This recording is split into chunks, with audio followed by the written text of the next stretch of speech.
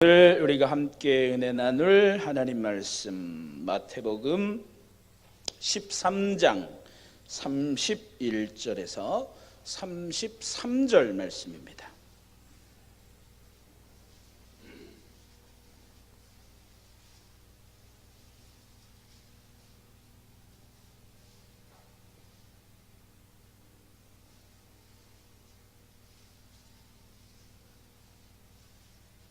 마태복음 13장 31절에서 33절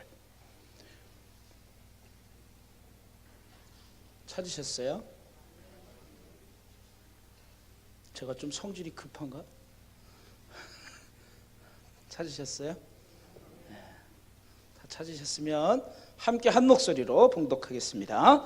또 비유를 들어 이르시되 천국은 마치 사람이 자기 밭에 갖다 심은 겨자씨 한 알 같으니 이는 모든 씨보다 작은 것이로되 자란 후에는 풀보다 커서 나무가 되매 공중의 새들이 와서 그 가지에 깃들이느니라.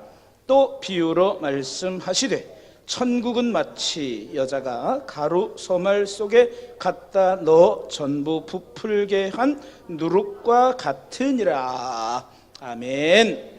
할렐루야. 오늘도 피곤하고 힘든 이 시간에 주님을 예배하기 위해서 주님 전에 오르신 여러분들 가운데 주님의 특별하시고 또 크신 은혜가 함께 하시기를 주님의 이름으로 간절히 축원합니다. 자, 우리 옆 사람들 보면서 뭐라고 인사할까요? 좀 위로하시면서 잘 오셨습니다. 잘 오셨습니다. 한번 인사하시라니까요. 피곤하시지요? 힘내십시오. 힘내십시오. 가장 힘든 시기인 것 같아요.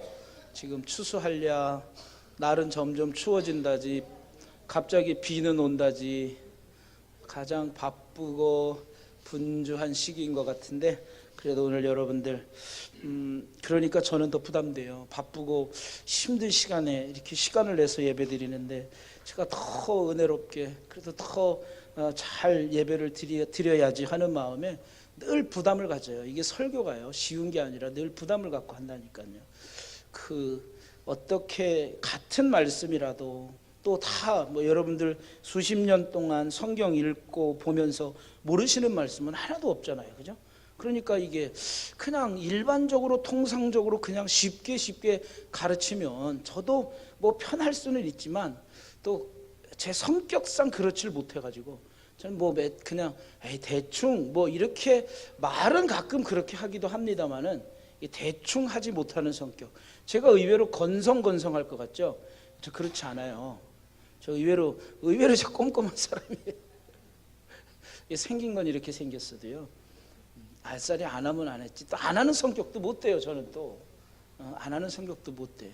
그래가지고 오늘도 또 같은 말씀이고 잘 아시는 말씀, 겨자씨와 누룩에 대한 비유 모르시는 분이 어디 있겠습니까? 그러나 오늘도 다시 한번 우리가 이 아는 예수님이 말씀하셨던 천국의 비유의 말씀을 통해서 오늘도 함께 우리가 은혜 나누길 원합니다. 자, 오늘은 예수님께서 천국은 마치 이렇게 비유하고 있습니다.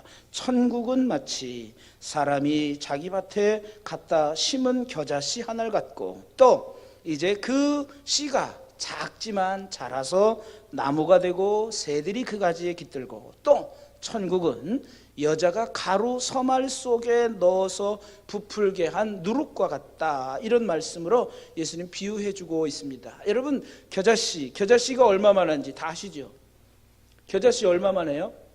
많이 들었잖아요. 쬐끔하고. 근데 얼마나 쬐끔할까요?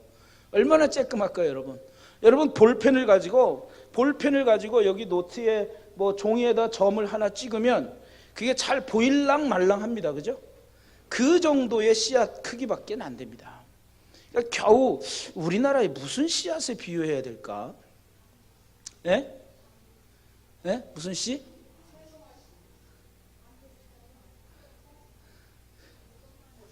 꽃씨? 그래, 꽃씨 같은 거 아주 작은 것들이 있어요. 그거 정말 이렇게 손에 올려놔 보면 많이 있을 때는 보이지만 하나일 때는 이게 있는지 없는지도 모를 정도의 그러한 작은 씨.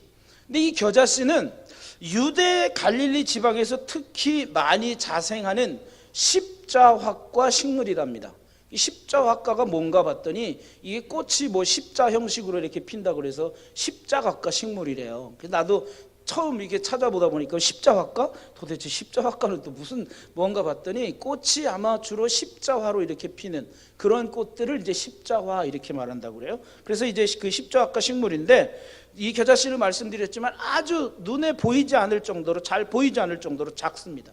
그런데 일단 자라기 시작하면 그 키가 최소한 3m에서 5m까지 자란다 그래요.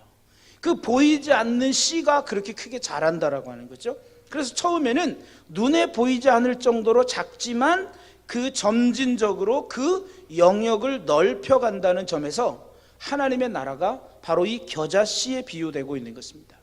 그러니까 성경에는 그 이스라엘에서 자생하는 나무, 뭐 특히 유실수, 그러니까 열매를 맺는 그런 비유들이 참 많이 나오는데 당시 사람들에게는 이것이 아주 친숙하기 때문에, 그러니까 예수님의 이 가르침은요, 어려운 말로 뭐 우리나라 사람들이 뭐 생각하는 무슨 뭐 그 사자성어를 써가면서 아주 유식한 말을 써가면서 예수님은 가르치지 않았어요. 예수님은 아주 쉬운 말로 쉬운 비유로 그리고 그들의 삶에서 쉽게 접할 수 있는 것을 가지고 예수님은 가르쳐 주셨다는 거죠. 그래서 이 당시에 이 유대 사람들도 예수님이 말씀하시는 이 말씀의 뜻이 무엇인지를 아주 쉽게 알 수 있었던 것이죠.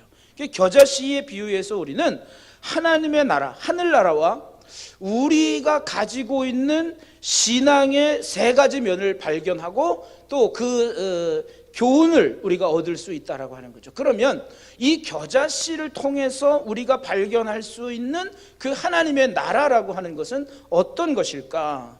그것이 참 중요합니다. 첫째로 이 겨자씨는 일단 작지만 그 작은 것이 점점 성장한다는 것입니다. 여러분, 우리의 신앙도 마찬가지예요. 여러분, 어느 날 갑자기 여러분들이 이제 뭐 다 자식들이 컸으니까 자식들 어느 날 갑자기 옛날에 아이를 다 낳으셨어요. 그런데 이 아이 빨리 커라 그런다고 그 아이들이 빨리 큽니까? 빨리 커요? 어느 날 갑자기 자고 일어나 보니까 얘가 어른이 돼 있어. 그럼 얼마나 좋아. 요즘은 뭐 미운 7살도 아니고 미운 4살이라는데 4살만 되면 아주 골치 아프대요. 그리고 요즘은 뭐 중2병 뭐 이런 것들을 신종 아이들을 이 청소년들을 일컬어서 중2병 중2 정도 되면 이제 사춘기가 오기 시작하니까 아주 이게 집에서도 다루기가 힘들대요, 부모들도. 그래서 중2병이란 말까지 한대요. 그러니까 여러분, 이 아이들이 그러면 그럴 때마다 부모는 어떻게 합니까? 아우, 너 언제 커서 어른 될래? 빨리 어른 됐으면 좋겠다. 이렇게 얘기를 하는데 그 아이들이 여러분 그렇게 우리가 빨리 크라고 그랬다고 밥 하루에 3끼 먹는 거 5끼 준다고 해서 아이들이 갑자기 커서 어른 됩니까? 아닙니다. 성장의 과정이 있다는 거예요. 그죠? 다 거쳐가야 돼요. 누구나 어렸을 때 유아기를 거치고 또 청소년기가 되면 사춘기를 거치고 또 청년기를 거치고 해서 다 그 신앙의 성장 과정도 있다는 거예요. 이게 사람이 그 성장한다는 것도 뭐 뻥튀기처럼 그냥 기계에 돌리고 그냥 열을 가해가지고 자 뻥이요 그래가지고 뭐 쌀알 요만한 게 이렇게 커지면 얼마나 좋겠어요. 그런데 그렇지 않다는 거예요. 왜 이 예수님은 하늘나라가 바로 이 겨자씨와 같다라고 얘기했을까? 우리의 신앙도 우리 안에 뿌려진 하나님 나라의 씨앗이 우리 안에서 자라가야 된다라고 하는 거예요. 그래서 신앙도 우리가 점점 성장해가는 과정이 있다라고 하는 거예요. 여러분, 어느 날 갑자기 신앙생활 했어요. 이제 교회 처음 나온 사람이 갑자기 뭐 어느 날, 물론 그런 분도 계세요. 간혹 가다가는 신앙생활 처음 시작했던 분이 어느 날 그냥 갑자기 돌변해가지고 사람이 새벽부터 나오기 시작하더니 뭐 새벽 기도부터 시작해서 각종 예배에 빠지지 않고 나와요. 그럼 여러분들 어떻게 생각하겠어요? 저 사람 왜 저러지? 좋게만은 생각 안 할 거예요. 이상하다, 왜 갑자기 사람이 변하면 우리는 흔히 생각하기를 뭐라고 생각해요? 맞아, 저 사람이 죽을 때가 다 됐나, 왜 저렇게 갑자기 변하지? 우리 이렇게 생각한단 말이에요. 여러분, 신앙생활에도 과정이 있고 또 그 성장해가는 과정이 있는. 그래서 여러분, 성경에도 보면 신앙의 성장기에 다 뭐라고 표현하고 있어요? 어린 아이 같고, 그 다음에 또 그 청년의 시기가 있고, 그 다음에 신앙이 자라서 신앙의 성숙도를 따라서 아비, 영적 아비라고 표현하고 있습니다. 그래서 바울도 뭐라 그랬어요? 너희들이 아직까지는 단단한 음식을 먹지 못하는 어린아이와 같지만 너희들이 다 그리스도의 장성한 분량까지 자라기를 원한다. 그래서 영적 아비가 되기를 원한다. 바울은 이렇게 말하고 있는 거예요. 그래서 여러분, 하나님의 말씀이라는 게 능력이 있잖아요. 그래서 하나님의 말씀의 씨앗이 우리 가운데 자라서, 주님은 씨 뿌리는 비유, 지난 시간에 우리가 씨 뿌리는 비유를 말씀해 드렸는데, 이 씨도 그 씨가 자라서 그 떨어진 곳에서 이제 싹을 틔우고 자라서 열매를 맺는 모든 과정이 있어요. 그것처럼 하나님의 말씀도 우리 마음에 떨어져서 그 말씀이 자꾸 싹을 틔워야 되고 자라가는 그런 과정이 있어요. 그런데 여러분, 자, 이 씨가 땅에 떨어졌을 때 씨가 발화가 되고, 그러니까 싹이 나고 자라고 하는 과정 속에 필요한 것들이 있습니다. 그게 뭐예요? 수분이 적당히 있어야 돼요. 그렇죠? 그 다음에 햇빛도 일정하게 있어야 이 식물이 잘 자랍니다. 수분도 있어야 되고 햇빛도 있어야 되고 여러 가지 영양분도 있어야 되고 여러 가지가 공급돼야 그 식물이 잘 자라는 거예요. 그러면 우리가 신앙이 자라기 위해서는 그러면 어떠한 것들이 필요할까? 그럼 우리를 자라게 하는 그러한 그 영양분들이나 이러한 것들이 결국 무엇일까? 그것은 결국 하나님의 말씀을 듣고 기도하고 하는 그런 과정들을 통해서 우리가 신앙이 성장할 수 있는 거예요. 그리고 여러분, 신앙이 성장할 때는 어떤 현상들이 또 있을까요? 아이들이 갑자기 자라면서 통증이 있어요. 이걸 뭐라 그래요? 성장통이라고 그래요. 성장통.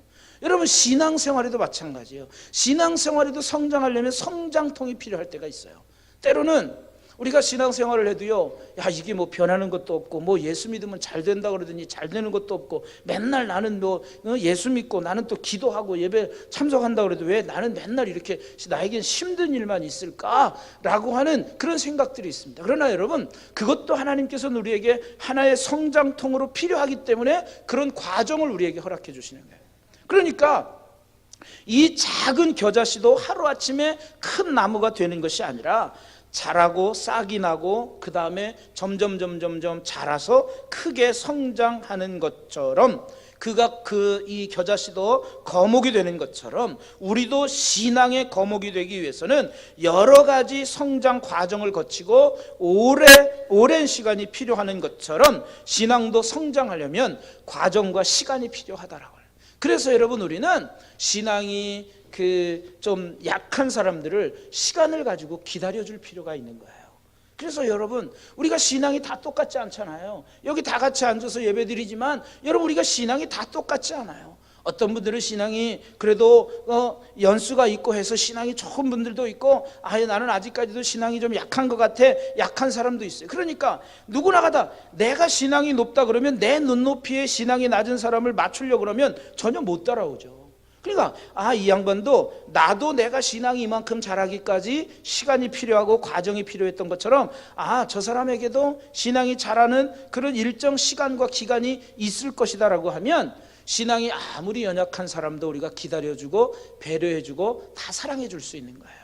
자, 그러니까 이 겨자씨에 대한 비유는 성장 과정이 있고, 우리의 신앙도 마찬가지예요. 하나님의 나라가 우리 가운데 임하여져도 그것이 처음에는 안 믿어질 수 있어요. 제자들도 마찬가지예요. 하나님의 나라에 대한 이야기를 들었어요. 그런데 그것이 제자들은 참 처음부터 믿지 못했어요. 그러나 그 말씀들이 계속해서 자라가면서 예수님의 말씀을 계속해서 듣고 또 예수님의 부활을 목격하고 그들이 부활의 증인이 되면서 그들의 신앙이, 제자들의 신앙이 성장해가는 것을 볼 수 있습니다.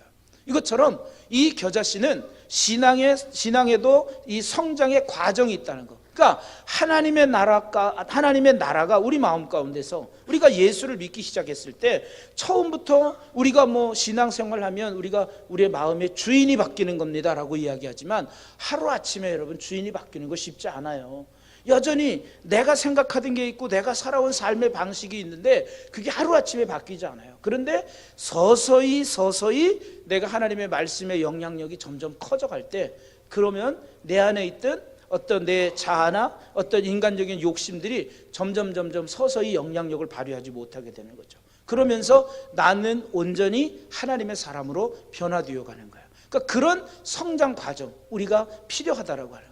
그런데 어떤 사람은 맨날 그 자리에 있는 사람들이 있어. 그럼 여러분, 성장하지 못하는 건 이건 병든 거예요. 그러니까 여러분, 이 믿음이라고 하는 건 저는 그렇게 생각해요. 믿음은 생명력이 있는 거예요. 오늘 왜 예수님은 이 겨자씨에 대한 비유, 천국은 마치 이제 겨자씨 밭에 갖다 심은 겨자씨 같다고 했을까? 이 겨자씨는 생명력이 있음을 가르쳐 주는 거예요. 성장하는 과정도 있지만 이 겨자씨는 그 안에 생명력이 있어서 자란다라고 하는 거예요. 그러니까 하나님의 말씀, 천국의 말씀이 우리 가운데 임하면, 우리 마음밭에 씨 뿌려지면 그 천국의 말씀이, 하나님의 말씀이 우리 안에서 생명을 움터야 된다라고 하는 거예요. 여러분, 자라지 않는다는 건 병들었거나 죽은 거예요. 자, 여러분, 우리가 고추를 심었어, 밭에. 고추를 심으면 그거는 뭐 탄저병 때문에, 그죠? 탄저병은 어떻게 죽여요? 고추를 완전 말려 죽여요, 그죠? 완전 이게 뿌리부터 죽기도 하고, 열매가 달린 고추가 죽기도 하고, 뿌리째부터 다 죽는 거. 그거는 못 쓴단 말이에요. 자, 이것처럼 병들었거나 그 생명력이 없으면 자라지 못합니다. 감자를 심어요. 그러면 우리가 눈을 잘 봐가지고 감자 딱 쪼개가지고 거기에 싹이 난 거 제대로 이게 눈이 제대로 붙었나, 이게 씨 눈이 제대로 붙었나 안 붙었나 보고 거기다 넣는 거 아니에요. 씨 눈이 없으면 심다가도 아무리 씨 감자라 그래도 씨 눈이 없으면 자라지 못하잖아요. 생명이 없기 때문에. 마찬가지예요. 우리의 신앙도, 우리의 믿음도, 이 하나님의 나라의 이 말씀도 생명력이 있다는 거예요. 그래서 이 겨자씨에 대한 비유는 우리의 믿음도 그러한 생명력을 가져야 된다는 걸 말씀해 주고 있는 거예요. 그리고 하나님의 말씀이 바로 이 생명력이 있기 때문에 크게 자랄 수 있다는 거예요. 겨자씨는 작지만 생명력이 있기 때문에 크게 자랄 수 있다는 거예요. 그래서 여러분 보세요. 오늘 32절 말씀에 보면 이렇게 말해요. 이는 모든 씨보다 작은 것이로되 자란 후에는 풀보다 커서 나무가 되며 공중의 새들이 와서 그 가지에 깃든다, 이렇게 말합니다. 씨는 작지만 모든 나무보다 크게 자란다고 그랬어요. 그러니까 여러분, 이건 외모로 판단해서는 안 된다는 거예요. 처음에 작다고 무시하고 업신여기고 실망해서도 안 된다라고 하는 거예요. 꿈을 가지고 신실히 노력하고 맡은 일과 사명에 충성을 다하노라면 점점 우리의 신앙이 자라가게 되는 것이고, 또한 우리의 그 섬김의 영역이 더 확대되고 넓어지는 거예요. 그래서 우리가 구약 성경에 야베스의 기도 잘 아시죠, 그죠? 주여 내게 복을 주시려거든 나로 하여금 환난을 벗어나 근심이 없게 하시고 나의 삶의 영역을 넓혀 주십시오, 이렇게 기도하잖아요. 야베스의 기도. 한때 여러분 꽤나 좋아했을 말씀인 것 같은데, 자, 그것처럼 우리의 삶의 영역, 우리의 삶의 터전을 넓혀가는 거예요. 그건 뭐냐면 결국 생명력이 있다는 거예요. 그래서 우리가 이 생명을 가지면 그것이 비록 내게 주신 은혜가 처음에는 작다 할지라도 내게 주신 그 믿음의 은혜를 가지고 그 내 자리에서 최선을 다하고 충성을 다하고 섬기다 보면 점점 우리의 섬김의 영역, 점점 우리의 믿음의 영역, 또한 점점 우리의 기도의 영역, 이러한 모든 것들이 점점 커져간다, 확장되어져 간다라고 하는 거예요. 그것은 바로 생명력이기 때문에 그렇다. 그래서 겨자씨에 대한 비유는 생명력에 대한 비유이기도 합니다. 그래서 우리 믿음의 사람들은 이 생명이 있어야 돼요. 그러니까 믿음의 사람들은요, 생기가 돌아야 돼. 눈에 심 딱 주고요, 생기 있이 살아야 돼. 믿음의 사람들이 맨날, 우리가 어르신들 맨날 그러잖아요. 눈에 심 없으면 썩은 동태눈처럼 왜 그러냐고. 여러분, 그렇잖아요. 믿음의 사람들은 눈에 총기가 막 있어야 된다니까요. 그렇게 어디 가서든 그런 총기가 막 돌아야 돼요. 자, 그런 생명력. 보세요. 기독교의 역사도 보세요. 기독교의 처음 역사는 예루살렘에서 시작했습니다. 예수님은 몇 명의 제자들을 선택하셨어요? 12명의 제자들을 선택하셨습니다. 예루살렘에서 12명의 제자들. 근데 그것도 그 중에 하나는 또 가서 예수님 팔아가지고 자살해서 죽었어. 그런데 그러다가 또 이제 사도행전에 보면 그 가룟 유다를 대신할 사람 마띠아를 이제 보충을 합니다. 어쨌든 12명으로 예수님의 하나님 나라의 복음이 제일 먼저 제자들을 통해서 가르침을 받았고, 그 제자들이 12명의 제자가, 우리가 작년에 사도행전 쭉 다 주일에 계속 공부했잖아요. 자, 보세요. 사도행전에 보면 처음에는 12명이었어요. 오순절 마가의 다락방에 몇 명이 성령을 받았어요? 120명. 자, 그러다가 120명이 있다가 갑자기 베드로가 은혜 받고 성령 받고 나가서 전도하니까 하루에 몇 명씩 세례 받았다고요? 3,000명. 그 다음에 여러분 그 숫자 이후로 사도행전은 그 다음부터는 무리라고 표현합니다. 이게 무리는 그냥 뭐 이렇게 모였다고 해서 무리가 아니라 정말 몇만 이렇게 모인 사람들을 무리라고 그러거든요. 그러니까 12명으로 시작한 그 복음의 시작이 120명의 성령 받은 무리들을 통해서 또 이제 그 이후에 나가서 베드로가 전도하면서 회개하라 그러면서 너희들이 예수를 십자가에 못 박았다 그러면서 가슴을 치면서 옷을 찢으면서 우리가 어떻게 하면 되겠습니까? 너희가 다 회개하고 성령의 세례 성령을 받으라 그러면 너희가 다 세례를 받으라 그러면 너에게 성령을 선물로 주실 것이다. 그래가지고 그들이 다 회개하고 성령 받고 나서 그들이 큰 무리를 이루기 시작하고 초대교회가 탄생합니다. 자, 우리나라도 마찬가지예요. 우리나라도 한 130여 년 전 1884년 뭐 이때에 우리나라에 복음이 들어왔어요. 물론 그 이전에 중국으로 들어왔던 그 선교사들을 통해서 이미 그 이전에 우리나라에 이미 복음의 영향력들이 있었습니다. 자, 동방의 작은 나라, 그리고 맨날 외세에 찌들려 살던 나라, 맨날 남의 식민지하에 있거나 맨날 찌들려 살던 그 작은 나라, 우리나라에도 복음의 씨앗이 들어왔어요. 처음에는 배척했습니다. 저는 우리나라 역사를 보면서도 흥선대원군이 왜 그때 좀 개방을 안 했을까, 이 척화비를 세워가지고 좀 왜 그 개방을 막았을까 하는 좀 안타까움이 있어요. 그때 일찌감치 좀 우리나라가 문호를 개방했으면 우리나라가 좀 더 일찍 발전하지 않았을까. 어쨌든 우리나라에 적은 선교사들이 들어와서 처음에 적은 무리들을 가지고 가정에서 예배를 드리고 했던 것이 점점 많아져서 오늘날 한국교회는 전 세계적으로 가장 큰 교회들을 가지고 있는 그런 놀라운 성장이 있었습니다. 여러분, 이것이 하루아침에 가능한 것입니까? 아닙니다. 처음에는 적은 무리였지만 그 은혜를 받은 사람들이 말씀의 생명력을 가지고 그 영향력들을 발휘하면서 한국교회가 발전하기 시작했다는 거예요. 그러니까 믿음의 사람들은 이런 생명력이 있어야 되는 거예요. 자, 그래서 초대교회 성도들은, 여러분, 우리가 한때 뭐 빌리그레암 목사, 지금 뭐 여의도 광장이라는 말을 안 씁니다. 지금 여의도 공원이 돼버렸기 때문에 여의도 뭐 광장에서 여러분 한때 뭐 그런 분들이 오셔가지고 막 설교하고 뭐, 그럼 여기서도 아마 거기 가셨던 분들 계실걸요 아마. 그런데 가서 막 설교하고 이러면 막 다 불 받아라 그러면 다 그냥 다 뒤로 넘어지고 막 불 받고, 저도 어렸을 때 그랬으니까. 자, 80년대 뭐 이때 다 이랬으니까. 자, 어쨌든 적은 무리로 시작했던 그 교회였고 교회의 시작이었지만 그들이 성령 받고 나니까 생명력이 움트니까 이게 가만히 있을 수가 없는 거예요. 여러분, 마음속에서 뭔가 성령 받은 사람들 특징이 그렇죠. 뭔가 내 마음속에 자꾸 꿈틀거려가지고 내가 가만히 있게 만들지 못하는 거예요. 움직이게 만드는 거예요. 그래서 나가서 전도하게 만들고, 그래서 나가서 내가 하나님의 일을 어떻게 하면 더 잘할 수 있을까, 내가 어떻게 하면 하나님을 위해서 살 수 있을까 움직이기 시작한 거예요.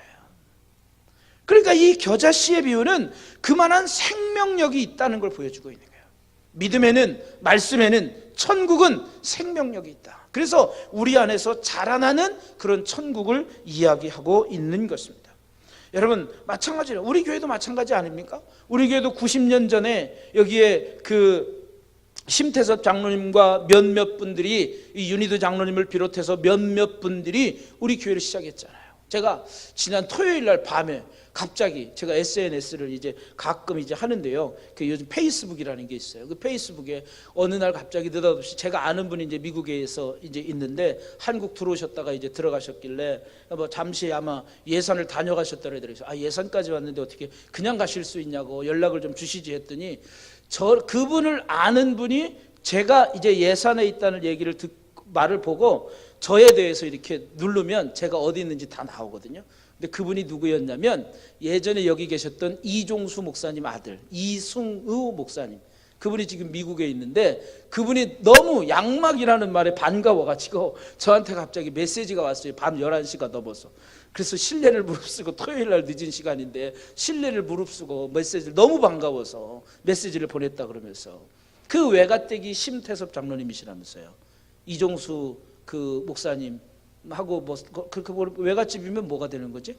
사모님이 심씨가 되는 거죠? 사모님이 심씨예요? 맞죠? 그러니까 자기 외갓집이 지금 교회 밑에 그때 시작했다 그러면서 양막 얘기, 자기는 초등학교 3학년 때 아버지가 그 저 군대 군목으로 가셔가지고 저 전곡으로 갔지만 이 여기를 다 알고 계시더라고. 뭐 웃굴랭이, 아랫굴랭이, 막골, 도랑댕이 뭐 다 얘기해. 다 그래서 내가 분천리는 광정이라 그럽니다. 그랬죠 또. 그래가지고 내가 별 그런 경우도 봤어요. 자, 어쨌든 그 90년 전에 몇몇 분들이 우리 교회를 시작해서 오늘날 그 복음의 생명력이, 말씀의 생명력이 오늘날의 우리 교회를 만든 거 아니겠습니까? 이처럼 복음의 생명력이 있어요. 그런데 여러분, 한국 교회는 오늘날 이 생명력을 잃어가고 있습니다. 야성을 잃어가고 있어요. 그냥 이제는 교회 다니면 그냥 교회 아예 그냥 나만 잘 되면 되고 뭐 그냥 이렇게 그냥 교회나 다니고 예수 믿다가 그냥 하면 되지 하는 생각들로 다 만연되어 있어요. 생명력을 잃어가고, 한국 교회가 생명력을 잃어가고 있어요. 여러분, 이 겨자씨의 비유는 우리에게 그러한 생명력을 가지라고 예수님 말씀하고 있는 거예요. 여러분들도 이 겨자씨와 같은 그러한 생명력, 그 작은 씨이지만 생명이 있기 때문에 자라서 커다란 나무를 만드는 것처럼 여러분들이 믿음의 생명력, 말씀의 생명력, 복음의 생명력을 가지고 여러분들이 날마다 여러분의 신앙이 점점 더 성장하시고 여러분들의 신앙이 영적 아비가 되고 그리스도의 장성한 분량까지 자라갈 수 있는 저와 여러분이 되시기를 주님의 이름으로 간절히 축원합니다. 자, 그러면서 이 겨자씨에 대한 비유에서 얻을 수 있는 세 번째 교훈은 뭐냐면, 이 겨자씨가 자라서 어떻게 돼요? 새들이 와서 그 가지에 깃들고 또 그 가지가 이 유대 갈릴리 지방에서, 광야 같은 그 지방에서 그늘을 제공해주고 사람들이 그 그늘에 가서 쉬기도 하고 그 그늘에서 새 힘을 얻기도 하는 거죠. 그러니까 이 겨자씨는 비록 작지만 그가 성장해서 커서 다른 사람들을 이롭게 하는 선한 영향력을 발휘하는 나무가 되었다라고 하는 거예요. 오늘 여러분, 우리도 마찬가지예요. 천국을 소유한, 천국의 말씀을 가지고 소유한 우리들이라면 이 세상에 나가서 우리의 주변, 우리의 이웃들에게 이러한 선한 영향력을 발휘해 줘야 되는 거예요. 새들이 와서 그 가지에 깃드는 거예요. 여러분, 이 겨자씨니까 깃들지, 여러분 가시나무 같으면 새들이 와서 깃들일 수 있어요? 여러분, 가시나무, 장미 이쁘지요? 근데 장미에는 한 가지 단점이 있어. 뭐가 있어요? 가시가 있어서 사람들이 가까이 가지를 못해요. 그러니까 장미를 보면 만지고 싶어도 가시 때문에 못 만져요. 그것처럼 여러분, 우리가 신앙인들은 왜 또 이 겨자씨 비유를 했을까? 모든 나무라고 다 똑같은 게 아니에요. 여러분, 가시가 있는 나무는 새들도 거기에 둥지를 틀지 못하고 가까이 가지 못합니다. 그러니까 이 겨자씨와 같은 나무는 새가 그 가지에 깃들고 새들도 그 나무에서 안식처를 마련하고 사람들도 그 나무 그늘 아래에서 쉬어갈 수 있고 거기에서 지친 영혼이 쉼을 얻고 피곤한 영혼이 쉼을 얻고 상처받은 영혼들이 그 그늘 아래에서 다 치유가 되는 것처럼 오늘 우리 그리스도인들, 생명력을 가진 그리스도인들이라면 이웃들에게 그런 선한 영향력을 발휘하는 삶을 살아야 된다는 걸 우리에게 말씀해 주고 있는 거예요. 그러니까 여러분들이 세상에서 사람들이 와서 내게 깃들고, 그런 사람들이 있어요. 왠지 내가 힘들고 어려울 때, 그래도 물론 우리는 하나님 믿으면 얼마나 좋아, 하나님께 다 얘기할 수 있잖아. 여러분, 말은 그렇게 하지만 사람에게도 힘을 얻고 싶어요. 사람들에게도 위로받고 싶은 게 우리 사람들의 습성이에요. 그럼 누군가 내가 좀 기댈 사람이 있으면 좋겠다, 이런 생각 안 해보세요?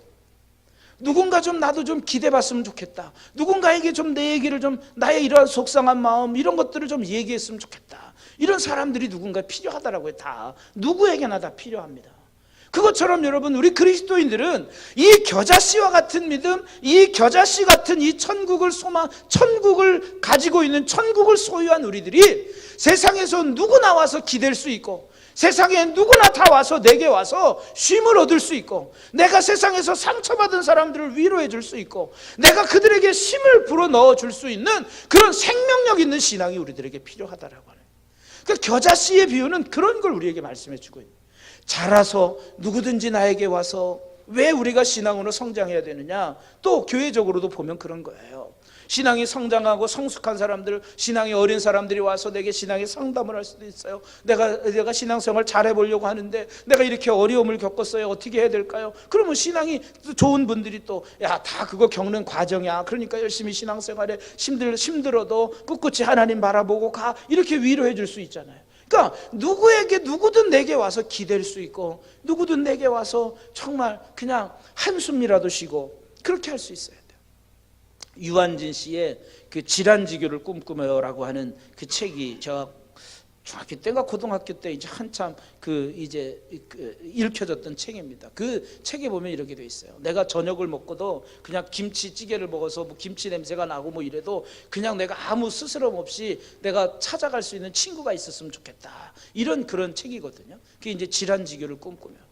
저는 그걸 보면서 목사라 신앙적으로 자꾸 해석을 해가지고 우리 그리스도인들이 바로 누구나 편안하게 찾아와서 이야기할 수 있고, 누구나 편안하게 찾아와서 누구나 함께 차를 마시면서 그냥 허물 없이 이렇게 지내는 사람들이 있으면 좋겠다. 우리 그리스도인들이 바로, 우리 교인들이, 우리 성도들이 바로 이 지역사회에서 그런 역할들을 했으면 좋겠다 하는 생각을 해봅니다.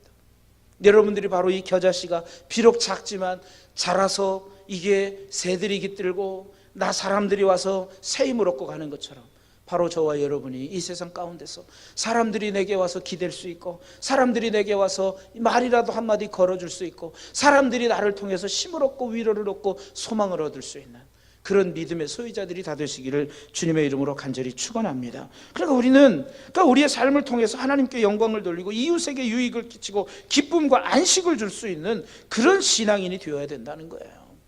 그것이 참된 신앙인이다 이렇게 말할 수가 있는 거예요.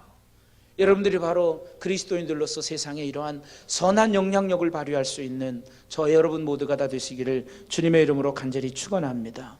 다음은 누룩입니다. 누룩은 뭐예요?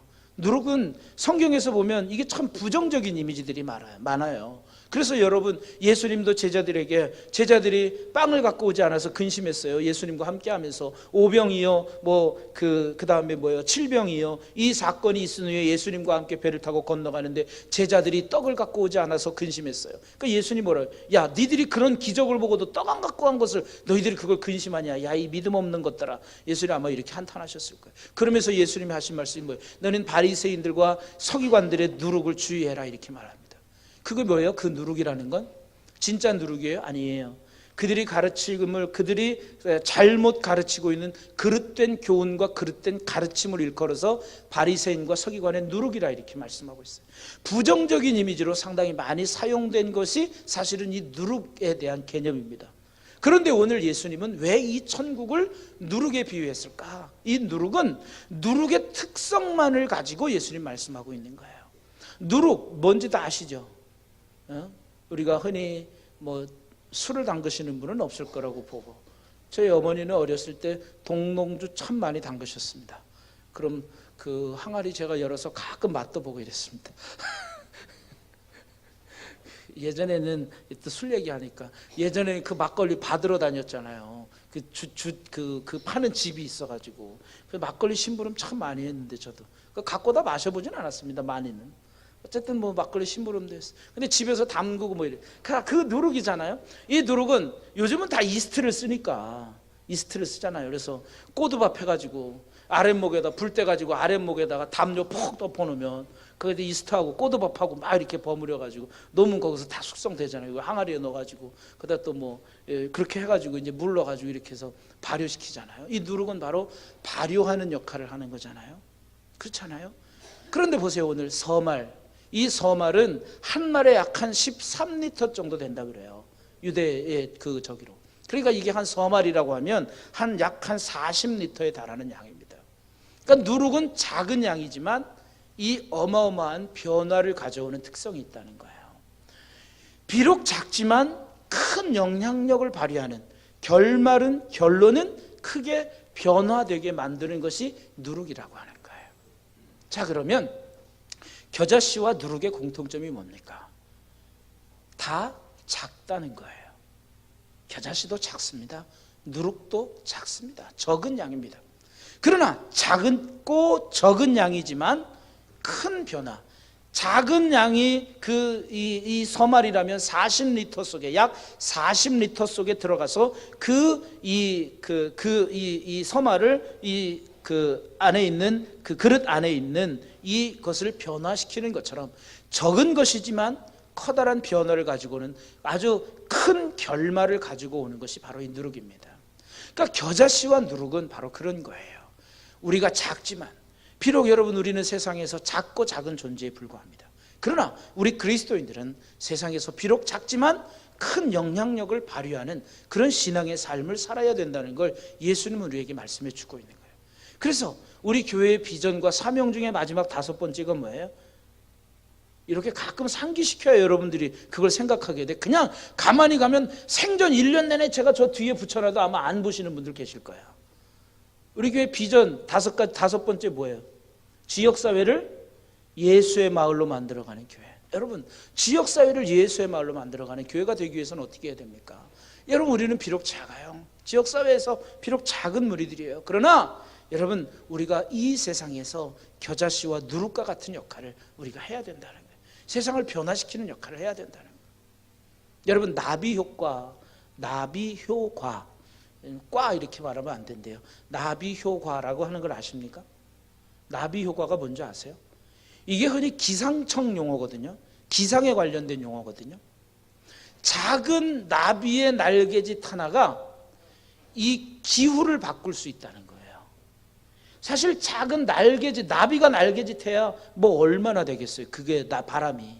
그런데 이 나비의 작은 날개짓 하나가 일기를 바꿀 수 있다. 그래서 이게 기상청, 그러니까 기상에서 쓰는 그러한 그 단어로 시작했지만 요즘은 뭐 경제적이라든지 일반 사회적인 용어로 다 씁니다. 마치 만약에 우리나라에서 나비가 날개짓다 그러면 저 지구 반대편에 있는 나라에서 큰 대형 폭풍, 그러니까 미국에서 말하면 토네이도 같은 그런 대형 회오리 뭐 이런 바람을 일으킬 수 있다는 거예요. 이 나비효과라는 게 결국 뭐예요? 작은 몸짓 하나가 나중에는 그것이 커다란 바람을 일으킬 수 있는 것처럼 오늘 우리 교회, 오늘 우리 성도들이 이 나비효과, 오늘 내가 바로 서고, 내가 하나님 앞에 바로 서고, 내가 믿음 가운데 바로 서고, 내가 말씀 가운데 바로 서서 우리가 작은 날개짓, 우리들이 하는 이 영적 바람이, 영적 날개짓이 이 지역사회를 바꾸어가고 오늘 우리 나라를 바꾸어가는 그런 위대한 영향력을 발휘할 수 있는 저와 여러분 모두가 다 되시기를 주님의 이름으로 간절히 축원합니다. 겨자씨와 누룩은 비록 작지만 커다란 영향력을 발휘한다는, 오늘 나의 기도는 미약할 수 있어요. 오늘 나의 신앙은 미약할 수 있어요. 오늘 나의 힘은 미약할 수 있어요. 그러나 오늘 나의 삶의 자리에서 내가 최선을 다하고 내가 말씀 가운데 바로 서면 큰 영적 바람을 일으킬 수 있다는 거예요. 아니, 나 하나쯤이야? 이렇게 생각하지 마십시오. 나 혼자 이런다고 뭐가 되겠어? 라고 생각하지 마십시오. 여러분들이 일으키는 그 영적 바람이 교회의 분위기를 바꿀 수 있어요. 또 지역사회를 바꿀 수 있어요. 여러분, 우리는 세상에서 겨자씨와 누룩과 같은 존재들입니다. 작지만 큰 영향력을 만들어낼 수 있는 사람들입니다. 여러분들이 바로 이 세상을 변화시켜가는 하나님의 위대한 씨앗들이 다 되시기를 주님의 이름으로 간절히 축원합니다. 기도하겠습니다.